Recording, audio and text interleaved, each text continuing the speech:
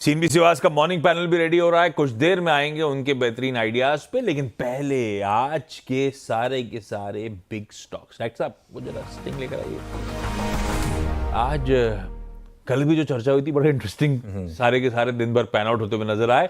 आज रडार पे क्या रखें? आज रेडार पर सबसे पहले तो स्टील स्टॉक्स हैं, सेल, जेएसडब्ल्यू स्टील, ये दो ले रहा हूँ। डोमेस्टिक जो सबसे ज़्यादा कंट्रीब्यूशन इन्हीं का है।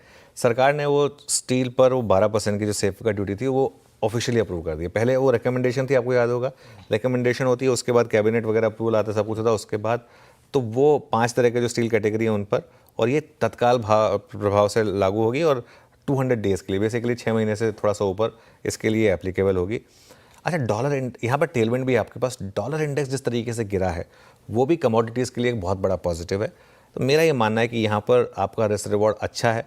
बहुत बड़ा गैप अप हो जाए तो चेज़ ना करिए प्लीज़, इस चीज़ का ध्यान रखिए, क्योंकि थोड़े से स्टॉक्स कल भी एक्टिव थे, तो इसके लिए बहुत ज़्यादा बड़े गैप अप पे मत चेज़ करें। एक सुबह रिपोर्ट भी पढ़ रहा था, एक ब्रोकर ने ये भी कहा है कि इस रैली में अपनी पोजीशन ट्रिम भी करिए, तो वो आपको थोड़ा सा देखना होगा। लेकिन आज मुझे लग रहा है कि 5-6% का गैप अप तो होना चाहिए इन स्टॉक्स में।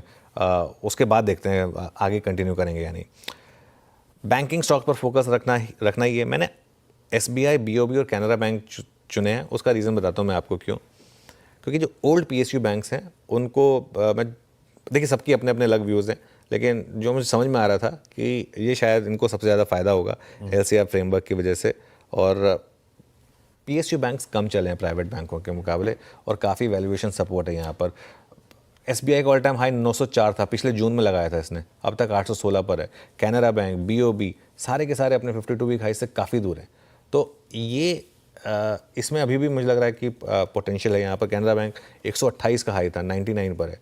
बीओबी 300 का हाई था, 249 पे, और इन सब ने जून में लगाए थे अपने प्रीवियस 52 वीक हाई। मुझे लग रहा है पीएसयू बैंकों में एक बड़ी रैली की एक्सपेक्टेशन है। आई थिंक पिछले हफ्ते हमने निफ्टी पीएसयू बैंक ईटीएफ की बात की थी। आई थिंक अगर आप इंडिविजुअल स्टॉक नहीं ट्रेड कर सकते तो वो एक अच्छा आपके पास इंस्ट्रूमेंट हो सकता है, तो इसको मैंने आज ग्रीन में लिया। तो ये बेसिकली दो सेक्टर्स हो गए, स्टील और बैंक्स। स्टील और बैंक्स में सरकारी बैंक खास तौर पे रखिए रडार पे। ये दो थीम्स, इनसे जुड़े स्टॉक्स जो आज के बनते हैं बिग स्टॉक्स। सेल और जेएसडब्ल्यू स्टील, डोमेस्टिक बड़े स्टील के प्लेयर्स। सेफगार्ड ड्यूटी जो कल अनाउंस हो गई, और साथ साथ जो एलसीआर नॉर्म्स आए लिक्विडिटी कवरेज रेशियो के, उसके चलते एसबीआई, बैंक ऑफ बड़ौदा और Canara bank preferred ideas. Panel को दिखाइए, और पैनल के साथ साथ लगे हाथ तो टॉप कॉल का स्टिंग भी ले आइए डॉक्टर साहब।